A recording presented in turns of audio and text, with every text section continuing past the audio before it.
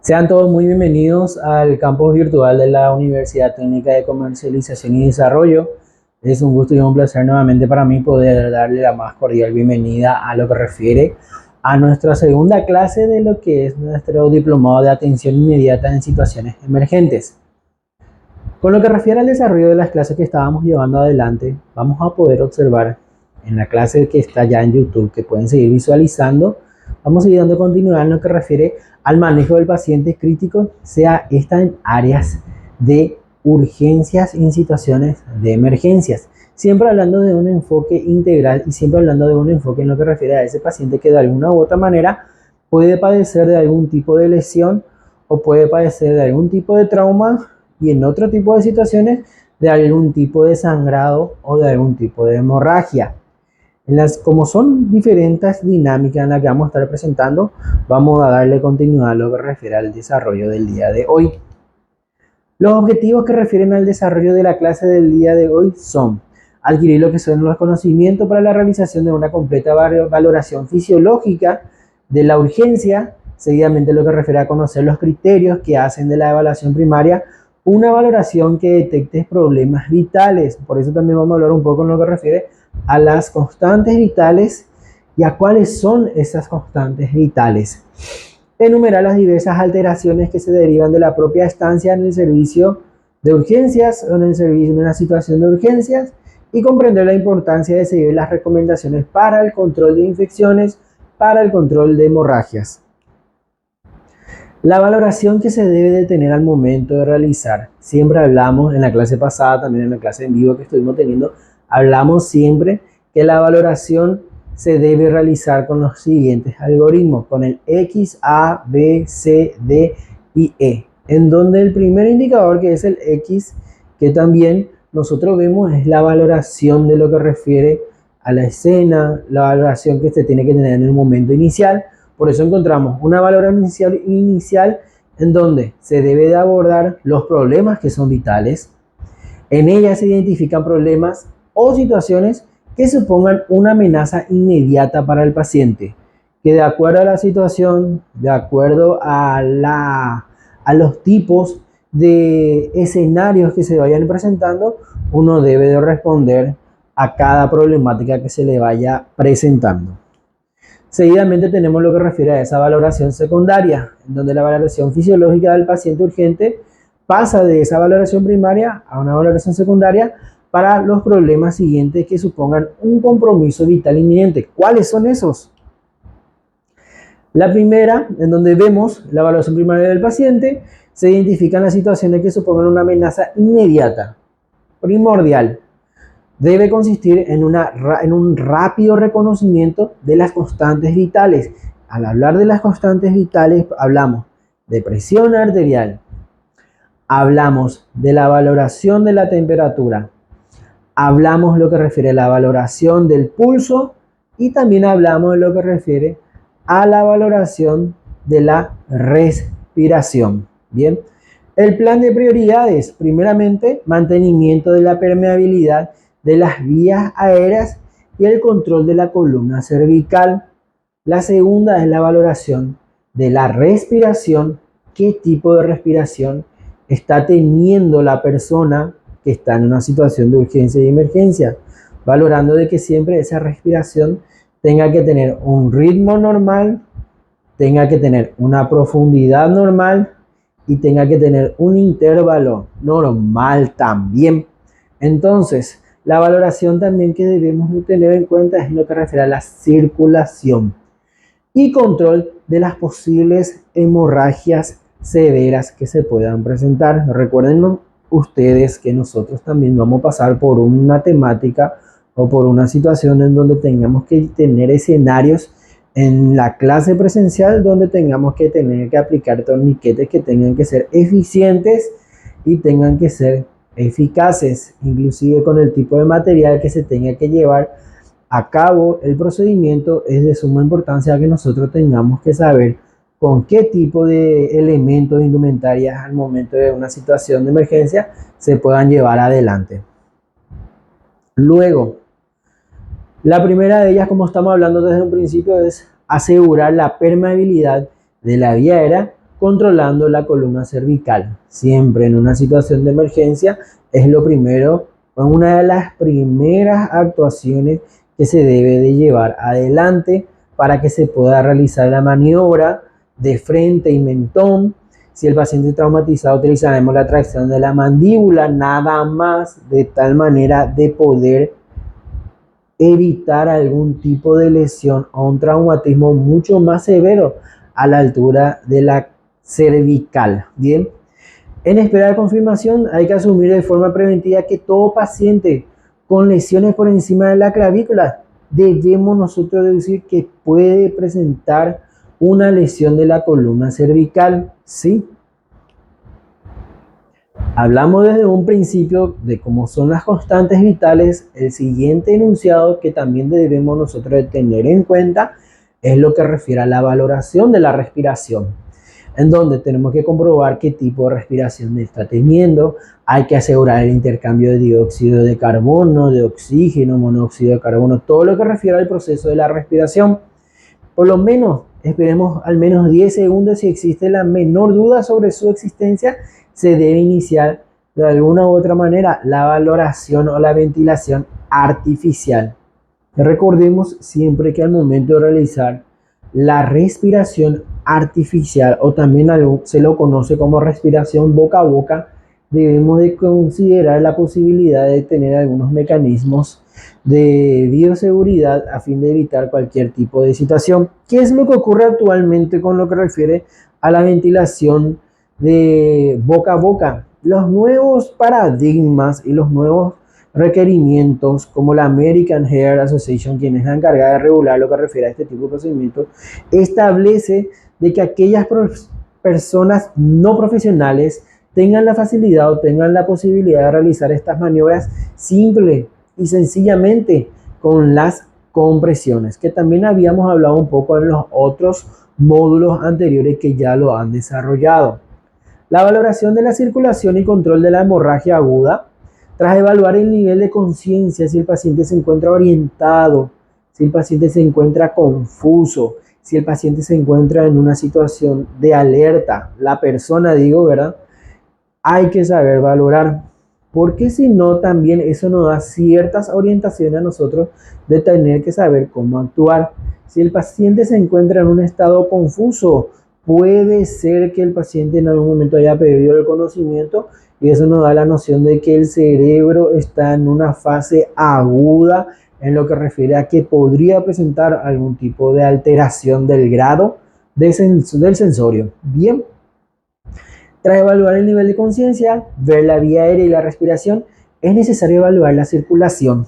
Para eso nosotros utilizamos el dedo índice, el dedo medio, el dedo anular, para tener que ir hasta la región del cuello e identificar la arteria carótida, que nos va a poder reflejar si el paciente presenta o no presenta pulso. Si no presenta pulso, pasamos a otro tipo de decisiones que a nosotros nos va a orientar a tener que realizar unas maniobras de resucitación básica para tener que llegar nuevamente a las pulsaciones que el paciente tenga que presentar. Ojo, de acuerdo a la situación. ¿Por qué digo de acuerdo a la situación? Porque podemos también enfrentarnos a una situación en la que el paciente presenta una hemorragia severa y mientras que no se controla ese sangrado, a nosotros como socorristas o como primeras personas que estamos en primera línea actuando en esa situación, nos imposibilita tener que realizar el masaje cardíaco o las compresiones torácicas. ¿Por qué? Porque al momento de realizar las compresiones y no controlar el sangrado, no controlar la hemorragia, lo que nosotros estamos favoreciendo es a que esa persona tenga que estar desangrándose o tenga que estar perdiendo más sangre, y el paciente pasa a tener una parada a lo que refiere a un shock hipovolémico. ¿Por qué? Por las compresiones que se complementan con el sangrado que está teniendo la persona. Hay que comprobar y valorar el pulso carotídeo, como estábamos mencionando anteriormente. Si no hay pulso, inicia las maniobras de reanimación cardiorrespiratoria que ya habíamos hablado. Si no se controla la hemorragia, tampoco podemos nosotros iniciar las compresiones. ¿Está bien? Detener la hemorragia aguda aplicando presión directa sobre la arteria. No es lo mismo tener un sangrado a la altura del brazo, por mencionar, que tener un sangrado a la altura abdominal. ¿Por qué? Porque los lugares en los que nosotros nos posibilita poder aplicar el torniquete son las extremidades tanto superiores, brazos, así también las extremidades inferiores, como son las piernas. No así cuando el sangrado es a nivel abdominal o cuando el sangrado es a nivel torácico. Ahí directamente hay que realizar la compresión. Esa compresión se puede realizar con algún material que tengamos a mano, un paño, alguna tela que tienda a tener que controlar el sangrado. Es importante mencionar esto porque muchas veces, como somos los que llegamos primero al lugar y a la escena donde ocurrió el accidente o donde ocurrió la lesión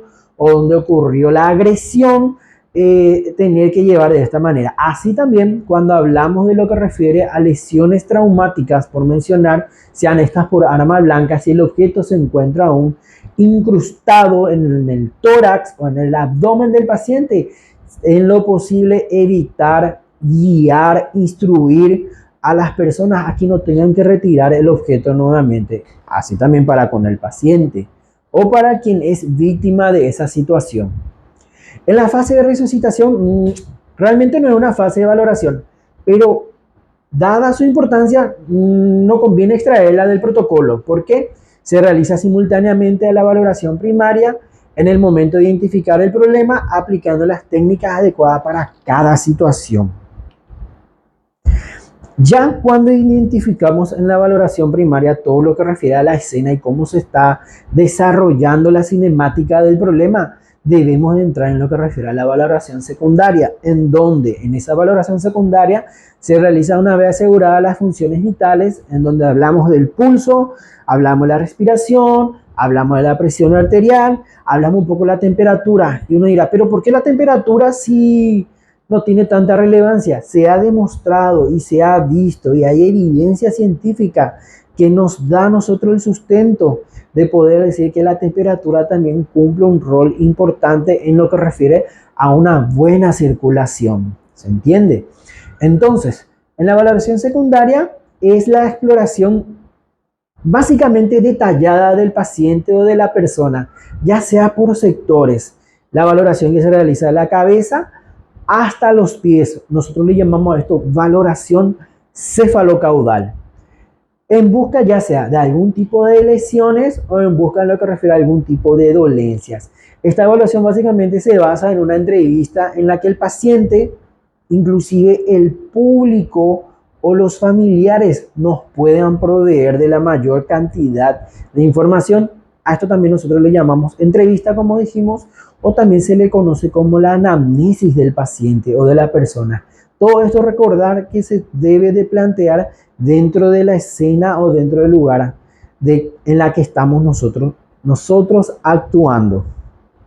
Luego entramos dentro de lo que refiere a la sistemática de actuación, en donde dijimos anteriormente la entrevista. Nos pondremos cerca del paciente procurando que nos vea, lógicamente, de acuerdo a la situación. Nos identificaremos, intentaremos darle seguridad por sobre todas las cosas. No solamente mostrar seguridad al momento de trabajar con el paciente es importante, sino que también nosotros nos sintamos mejor, o sea, sentirnos con la suficiente seguridad al momento de llevar adelante cada uno de los cuidados o cada una de las intervenciones, porque eso también da seguridad a quien es víctima de algún tipo de agresión o de algún tipo de trauma o de algún tipo de accidente, de que se están haciendo las cosas de manera correcta. A veces no solamente es suficiente trabajar con el quien es víctima, sino que también es importante trabajar con el entorno, con la familia, con las personas que son familiares de la víctima. Una persona que se encuentra enferma o lesionada, resulta importante saber desde el principio que alguien competente se ocupa de ellos. Luego, Es el momento de conocer los siguientes aspectos. ¿Qué ha ocurrido? Bien. ¿Qué le sucede? Algunos antecedentes personales. Si anteriormente ya sufrió de una situación como la de ahora. La última comida. Si es que también va el paciente al momento de activar el protocolo en llamar al sistema de 911 o el llamar al sistema de SEME para poder proveerle de la mayor cantidad de información posible. Así también ellos saben a qué nivel de atención o a qué nivel de complejidad tendría que estar derivando a ese tipo de paciente, o también saber con qué tipo de ambulancia es la que va a tener que recorrer. Recordemos siempre que la mayor parte del tiempo son los primeros en llegar, siempre son los policías. También están los que refieren a los bomberos, que también tienen un sistema de actuación bastante bueno, ¿sí? Y también el sistema de SEME que también estamos mencionando. Las medicaciones habitualmente que el paciente utiliza también es de suma importancia, y preguntar siempre si padece de alguna enfermedad. Si es diabético, puede haber hecho una hipoglucemia o una hipoglicemia, lo cual conlleva que él esté de esa manera.